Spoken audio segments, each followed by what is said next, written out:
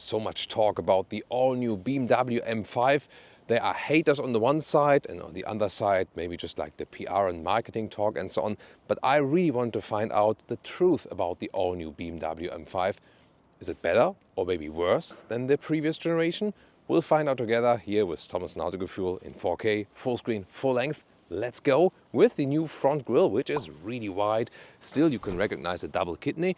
Also comes with this illumination you see here, this ring around. And I think, especially at night, it looks really beautiful.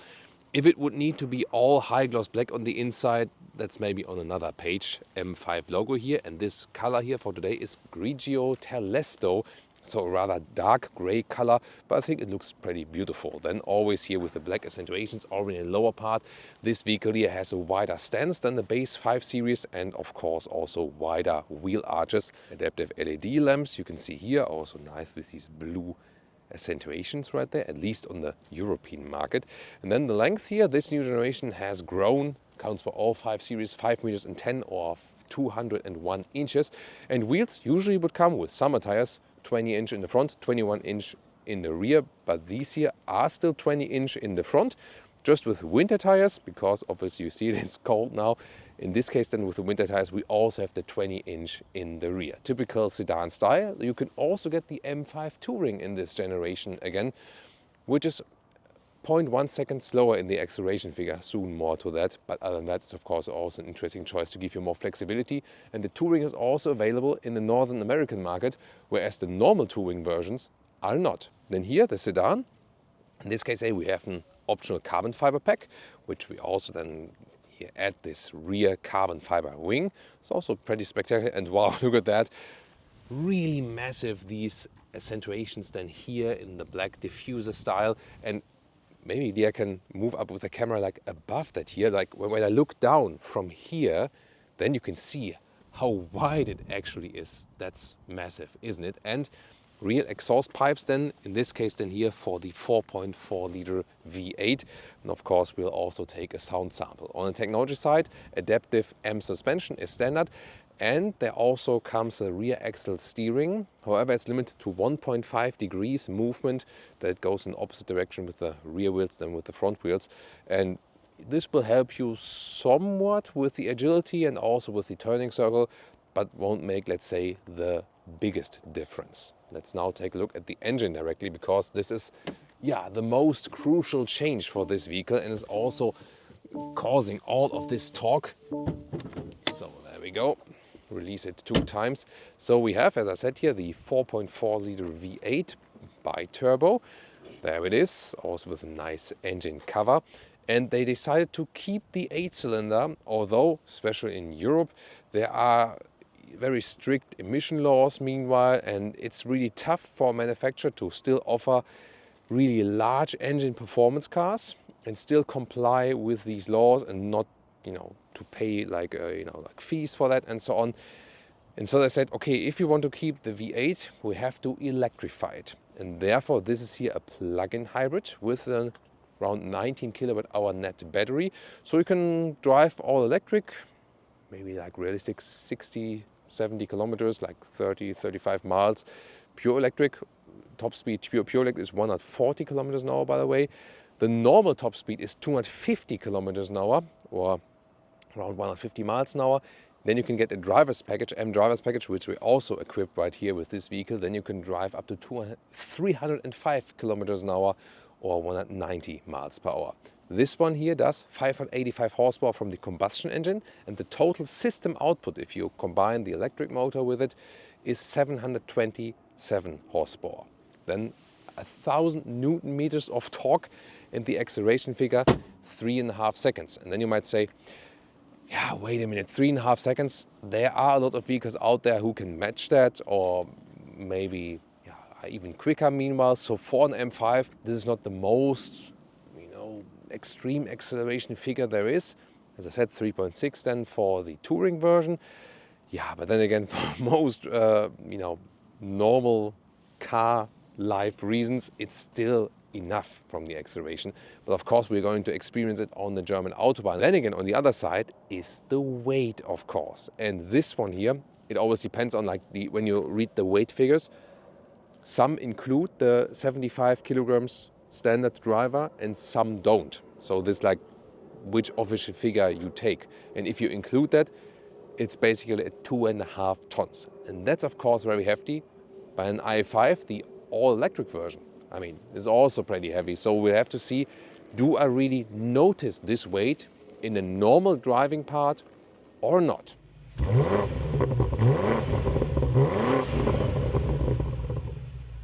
And if you look really closely, you'll also discover this 10,000 euro extra here, the carbon ceramic brakes.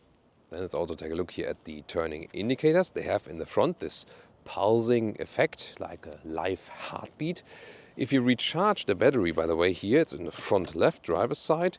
Then here there's just the AC charging port, and it starts with 7.4 kilowatt, the first vehicles, and then when you order a little bit later, it will be equipped with the 11 kilowatt AC charging. At this moment here, it takes about 3 hours at the Wallbox at home when you get the 11 kilowatt charging. When you order, when you see the video, you probably already get the 11 kilowatt. And then it will also be a little bit quicker, probably like, between 2 and 2.5 hours. Then let's check out the turning indicators in the rear. I think, the base silhouette is still very beautiful, by the way, in here. Good that here you can also see how the rear wheel arches are also wider than with the standard 5 Series. And here, very nicely integrated, slim and wide, the rear indicators. And now, let's take a look at the interior, because this is, of course, very crucial with the vehicle as well. Oh, by the way, roof. This one here is the carbon fiber roof. So, I'm going to take a look above that when Leah lifts the camera. So this is the carbon fiber roof. It brings down the mass from the top of the vehicle more to the lower part than when you have, less weight on the top. So it's good for driving. The alternative would be a glass roof. It's a fixed glass roof. With the Touring, by the way, it's a little bit different. There you can get the fixed roof or the glass roof, but not the carbon fiber roof. Now to the interior with the key fob here, the M colors, and then door closing sound. Sounds okay. Rear a little bit more of low frequency. I think the front door closing sound could use a little bit more low frequency, but it's not bad. Let's take it that way. So then here covered on the top part, also here ambient lighting integration. And just here the inside door pockets, they are slim and small anyway, and this just hard. So this needs a felt covering. Been telling that BMW for a longer time now. Then, this one here gets the entry sill badge. M5, whereas the base 5 Series has nothing there. And then also an M Sport steering wheel, contra stitches on the inside, still some real buttons on the steering wheel. And you got the famous M buttons, M1 and M2. You can program them however you like to change the settings. Seats here in a sportier fashion with more shoulder support. However, only animal skin surfaces here, so the great materials that BMW has in series production, like the sensor fin and the Veganza, not offering on the M models. And I think that's really sad, because they have proven to be very good and very comfortable. And this is the philosophy of, hey, when you drive a sports car, you don't care about animals. And that's not true. And here the ergonomics of the seat is still quite decent, although they cage you in a little bit more. That's the thing. The normal 5 Series, you have normal sport seats, the comfort seats, there's like an optional comfort package, which I really always recommend for normal 5 Series. Then you can also get seat ventilation, for example. And this one in here, more shoulder support, especially in this case here. So in the corners, they will help you very well. However, you can't move that much, so it's definitely pro and con depending on your personal liking. But the overall driving position is nice. It has still this executive feeling. And here the cockpit, you can also see a lot of carbon fiber use you can get here. This is also a cool decor element. Then, this is what I prefer more in the 7 Series. The ambient lighting bar goes through the cockpit. And here it has this split. I'm not sure what the interior designers thought of that. Here, there, and then it continues here. So maybe not necessary. If you hit the turning indicator, by the way, here it all flashes in red from the hazard lights actually. So the hazard lights I was meaning here. Another like additional illumination as for that. Then you have this screen format here 2 times. So 1 and 2 screens formed in one unit. Here you can also have like this soft touch on the dashboard. This actually looks and feels nice. Then you have a massive middle console. In the front you have inductive charging bed, which also has the ventilation. Just on the left side though. The right side is just for, storage, not for charging. Also nice ambient lighting here inside of the adaptive cup holders, good build quality. Then you still can control the infotainment system from below here with this M button and manual volume jog as well, start stop button in red. And then you have all the M setups here. For example, this one here for the M hybrid, and this gives you actually a quite good feedback also, though it is capacitive. And you can set up this vehicle like in a very individual way. So this M hybrid button, this would change different modes, how the drivetrain is reacting. If you want to drive all electric, hybrid mode, or dynamic mode or dynamic plus mode, really stressing the performance. Then you have an M mode button. This one is for how the assistance systems react, if it's, you know, all in, or if like lane assist and stuff in like that is drawn back. Then you have another setup button. This is then for the individual setups, like all the specific things, steering, brakes, chassis, so like suspension and so on. And that you can individualize once again on the M buttons. That, for example, when you press M1, everything goes sportier, and M2, everything goes sportiest.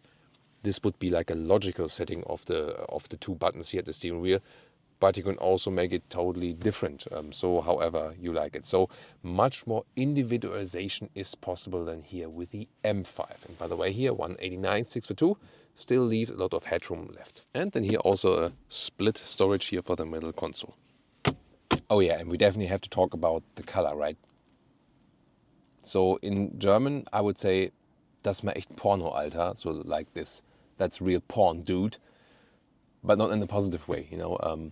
I'm not sure if someone really likes this color combination. I think it's too much. Is it, or what do you think? Driver POV, here is actually quite good control. Left side for the cruise control, for example. Then the digital instruments. Right side you have the RPM. You can see how the engine is turning up. Left side then the speed. Then you have a really large head-up display right there. And then here, if I would deactivate the ESC, then I can really select the there we go. So now it's rear-wheel drive. But yeah, I mean, for most driving situations you would of course not do that on public roads. Then you put the ESC on once again, and yeah, then you maybe just switch other things. Like when I hit the M1 button now, see here everything switches, and M2 even more so. So you can all individualize that whatever you like. You also have a normal infotainment system, by the way, not to forget, with a lot of apps here, and of course Apple CarPlay, Android Auto, and yeah, the climate unit is always here, sadly. So controlling that while driving is not that easy. That's also better in the previous generation. So we're going to talk about the transition, the smoothness between the two drivetrains while driving very soon. However, what we found here when just like saying like going back and forth and parking in and out, there's one problem, and that is when you are in hybrid mode and the engine shuts down automatically, and then you start it again just by pulling the the driving lever. Like the car goes on, you get off the brake, and then you slightly on the throttle because you just want to roll, parking in and out, basement control, whatever. And when in this moment the car decides that it needs the combustion engine, it suddenly leaps forward, like really like a lot. And we both were like, poof. So it can be painful for the neck if there's someone in front of the car, and also when you're parking in and out. So BMW definitely needs to fix that. It's really that case when you're in hybrid mode. It is electric. It's going off automatically, on, and then again with the shifting lever. And in that moment, when you start rolling, the combustion engine hops on. It does this leap forward, and they need to fix that. Rear seats, first of all, what I want to show you here, it's interesting for the sunshade, like this, and like this. Yeah, I mean, it's funny, but since the rear glass is so wide, it's nice to have that. It doesn't open much wider, by the way, than here. Everything covered. Also nice door handles from the inside. And here one more speaker for the Bowers & Wilkins sound system. And here, well, this is rather hard baked in here for the inside of the doors. And then we have this middle console with a separate... Yeah, that color again here. Here, look at that. Then the separate climate unit, also with seat heating, for example, 2 USB-C chargers, massive middle tunnel. And well, as for the headroom here in the Sedan, nice Alcantara roofliner. So here 189 6'2", still leaves some headroom left. It's okay. Then you have here cup holders, good quality as well. And this can also be used here as a ski hatch. And the legroom, yeah, that's the thing about the 5 seats in general. You see, it works with tall adults. Also, when a tall adult is driving, these sport seats are also pretty voluminous. However, considering the length of the vehicle, of course, the usage of space should be better. Overall comfort, however, is decent here as for the ergonomics in the rear. Trunk or boot of the new 5 Series, 520 liters, i5, 590 liters, M5, 570 liters. So you still lose a little bit because of all this tech. And yeah, let's take a look here at the Sedan. Then here we go. So the width here is just 80 centimeters or 31 inches in the lower part here, in this cutout here, and the height is some 55 centimeters, 21 inches, and the normal length here is, that is actually quite substantial. So it's about 1 meters and 20 or 47 inches. Then cabin trolley here fits in easily, so you still have enough space, although you lose a little bit of liters. You unlock it right here. There we go, but then you have to go around or push it through with the luggage. There we go. Then you have this step right there. Almost 2 meters or 78 inches, a little bit less, so that is actually quite good. However, then you have to think about, you cannot lift anything up.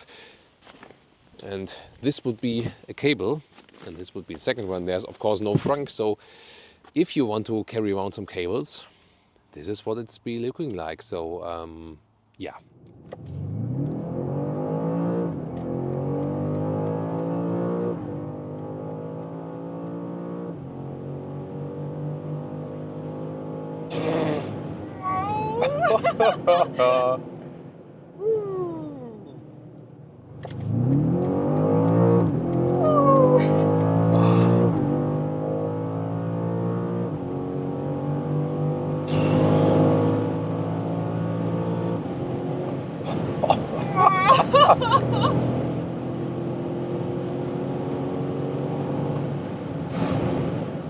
Wow, that was 214 kilometers. Wow. Whew. Gosh. Okay, Liga is taking off her jacket already. Yeah, I mean, definitely this one is still a true M5. So all the doubts and criticism and everything, you do feel that V8, no doubt about that. At the same time, also you have the additional boost, and maybe you heard it, that recently reports came out that the horsepower figure is supposed to be even a little bit, underestimated. So maybe even having some more horsepower than they actually state. Whew, this one goes forward a lot, and there is just no ending to that. So, and it has definitely like two sides.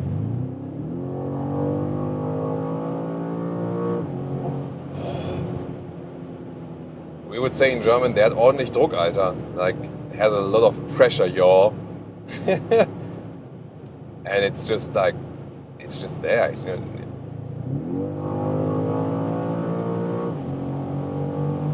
Gosh. Yeah, above 200 it gets really loud. Yeah. Probably like, I think like a normal 5.0 would be more silent there, also from a noise insulation and so on. But today it's a little bit windy. Yeah, but it's really windy outside today, you have to admit though.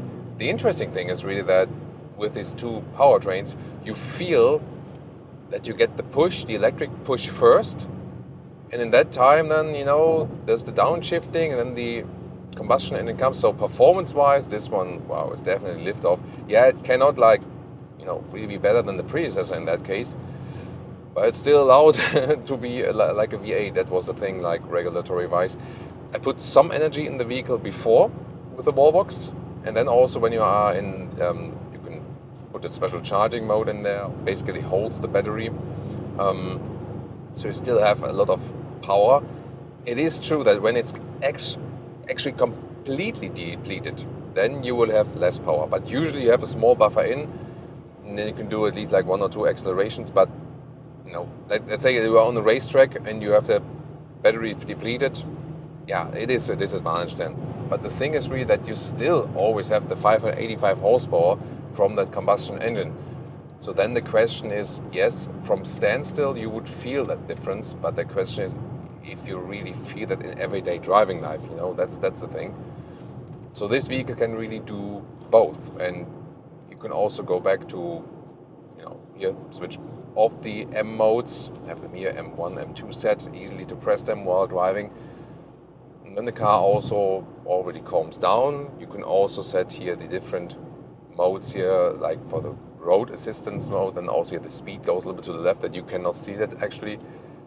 And here in the normal driving mode, yeah, it's of course complicated to switch it while driving. You have to press here, then you select it in the screen and so on. You can at least use this MMI knob. I'm not sure if you want to do that all the time, but here, even in the normal mode, you have the adaptive M suspension here. It has a good setup here. Look at that. How sport is in the corner. Acceleration out. Beautiful. So nice job. It feels really so nice and sporty, super agile. Then it becomes almost light, I would say. And this was just here in the normal hybrid mode. And the funny thing is, even if we are in the pure electric modes, if you have like enough battery saved, it still shifts because it's integrated in the gearbox, you know, and that feels kind of cool, I have to say. Yeah, and to easily access the sportier driving mode, just here press M2 and that's it. Let's see if we can have free road now and go again.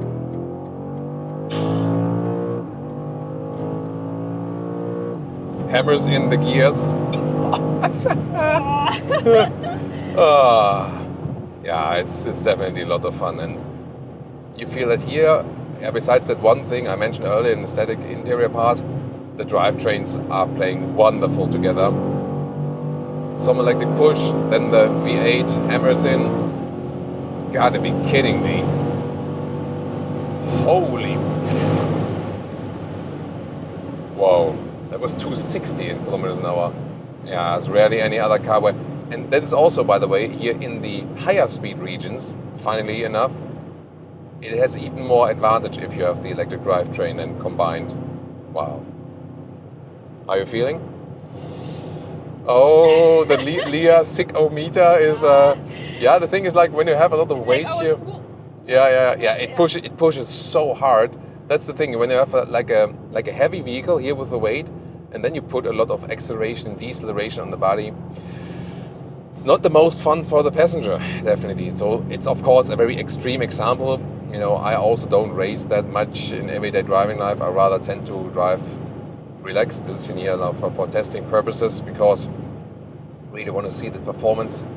And yeah, as I said, the funny thing is, when you go back to the normal hybrid mode, it is a relaxing vehicle. So yes, you do have the abundance of performance. Now, for example, the combustion engine also stays on, because like when you're in the higher speed regions, it's usually on, or also when, you know, the cooling still is needed. But when you just start in the morning and you have some battery left, you can start all electric, and it's really also fun to drive it all electric. That was also a very surprising thing to me, and I really like the shifting in the all electric process. That's pretty amazing. And I feel one of the biggest differences is not only the drivetrain, but also here now in this new generation, the M5 has gained the comfort, you know. So alongside the e-performance, just the suspension. You know, we have an adaptive suspension in the sport mode here. When I put M2, I can set it even stiffer. But when I have it in normal driving mode, it's really comfortable here on the normal motorway. And most of the time, especially also think about an M3, the M cars are always, you know, like tuned to that very sporty note, and that's also the purpose of it. But then you also lose comfort, and here I feel you don't lose too much comfort in comparison to a normal 5 Series, and that's astonishing. Of course, you can. It's crazy, you know, when there's a car in front of you and you're driving like this corner here with 70, you think like, are we standing still? It's like, are we on the parking lot? And when I drive this corner here with 60, 70, 80 with a normal vehicle, I was like, yeah, that's sporty. Here it's like, oh, come on. You know, maybe we can take it with double the speed. Yeah, it really, it's interesting. Leah told me yesterday when we were driving also with slightly worse conditions, that she always feels like like the BMW is hooking to the road. You know, when it's interesting that she feels that as a passenger. Definitely speaks for the vehicle itself. So it is a lot of driving fun. Definitely hooks up very well, and yeah, wow, it feels really effortless. Here the seats that have a little bit more shoulder support. Of course, they hold you a little bit tighter in the fast corners. It's really funny because, like, when you meet other cars on the road and they are in the corners, and then you just approach them and think, wait a minute, is everyone just on the parking lot or something? So you're so much quicker than everyone else on the road, also in the corners and everything, that it almost feels like you gotta take it on the racetrack. But I have to say, yes, in most driving situations, you will not feel that extra weight that much. However, this car is nothing for the racetrack. I really have to say that, because it is great and they try to hide the weight as much as possible. But I also say that about a Taycan Turbo GT or Tesla Model S Plaid. So heavy vehicles are not fun on the racetrack. It just stresses your body out too much. On the racetrack, lightweight is still everything. And yeah, I gotta say though, like when we did like a lot of accelerations and braking and so on, I'm still okay as a driver, but I have to say my stomach felt better. So I think we really have to differentiate between how intensively are you using that car. Are you using some of the acceleration and you use it more as a daily driver and profit more from the comfort plus, then I think it's a good choice, you know. So because this comfort gain here in the new generation is really, really good. It is an easy everyday driver as well. It can bite you definitely when you put it all the way down pedal to the metal, and here are in the M modes and so on, so gotta be careful, especially when it's wet. But of course, if you are a purist BMW M fan, no doubt about that, then the weight will still disappoint you, you know, because it doesn't feel that light when you really push it. Again, in most daily driving situations, I think we really have to differentiate between it, you know. When you are a BMW fan and want the great performance car, at the same time a lot of comfort, then a lot of, let's say, normal BMW customers will profit from that change and enjoy the comfort gains this car is giving you. When you are this purest BMW M customer and want most lightweight possible and purest feeling of a BMW finely tuned combustion engine, then it is a step back for you. Can't deny that. So I think we really have to really differentiate this conclusion here. So, and me personally, what do I say?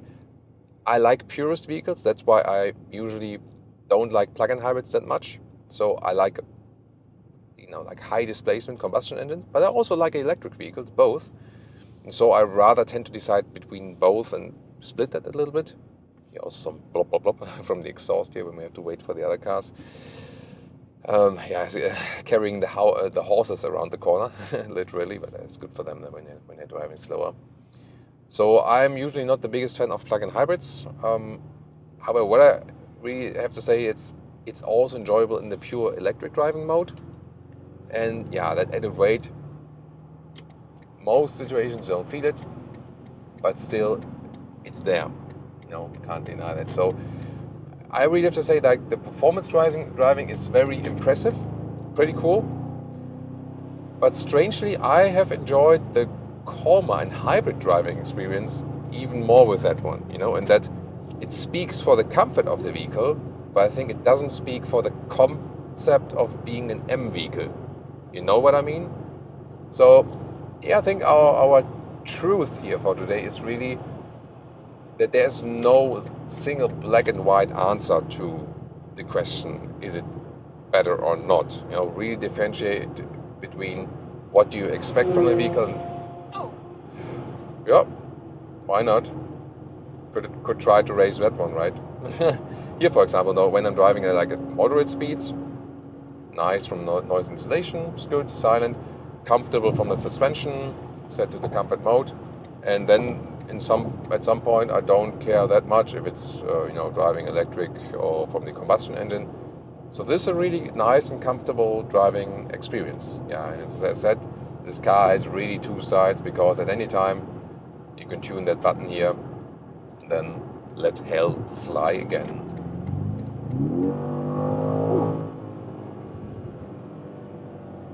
As for the fuel economy, if you go for the best fuel economy, really like cruise control motorway, 100 kilometers an hour, 60 miles or something like that, you can also drive with 10 liters on 100 kilometers, something like that, 23 mpg US, 28 mpg UK. Then if you really use that performance and if you don't have a high charging, electric charging share, then it rather goes to 14 liters on 1 kilometers or maybe like 7 mpg US or 9 mpg UK worse.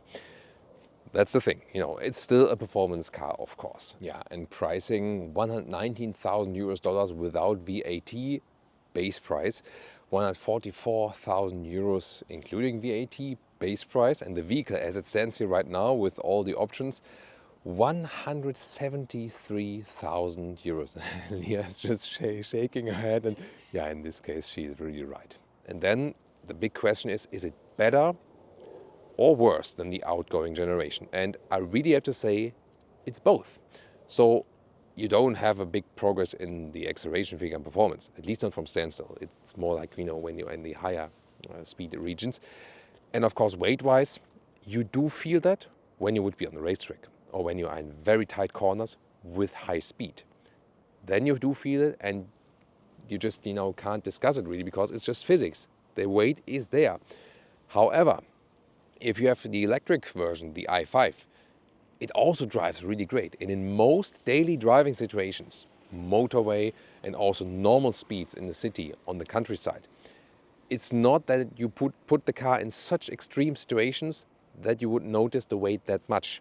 So for the most daily drives, you do not notice this negative aspect of the weight that much that you would say it's such a worse vehicle. You know what I mean? So they did the best to hide the extra increase in weight. Then on the plus side, definitely the comfort. This one is driving-wise, from suspension and also from the noise, you know, like riding at higher speed and so on, and also like the starting in the electric version. It's so much more comfortable than the outgoing model. So you really have to say that. If you are a purist driver and the purist BMW M fan, this one will be worse for you. However, if you are the, let's say, average BMW customer and you're not focused on purist M driving fun, this will be, definitely for most customers, a better choice now because it brings so much more comfort to your daily drive. And I can, on the one hand, I'm not the biggest fan of plug-in hybrids, honestly, so I rather prefer pure combustion or pure electric. Then you can always argue, is it the best or the worst of two worlds? Yeah, and I think bringing two drivetrains together, they're really smooth and the integration is awesome. But honestly, yeah, I'm not the biggest fan of plug-in hybrids in general. But here in this vehicle, it does work very well. You really have to admit that. And then the thought is, of course, if you are more this purist BMW M fan, if the 5 Series would then be the ideal car for you, or if you in general would be rather picking a lighter BMW M car. You know what I mean? Yeah, so many thoughts about that, but this is definitely my verdict for today. It is better for most and worse for some. That's the thing. What do you think about the all-new M5? Tell me in the comments and join us for more 5 Series reviews.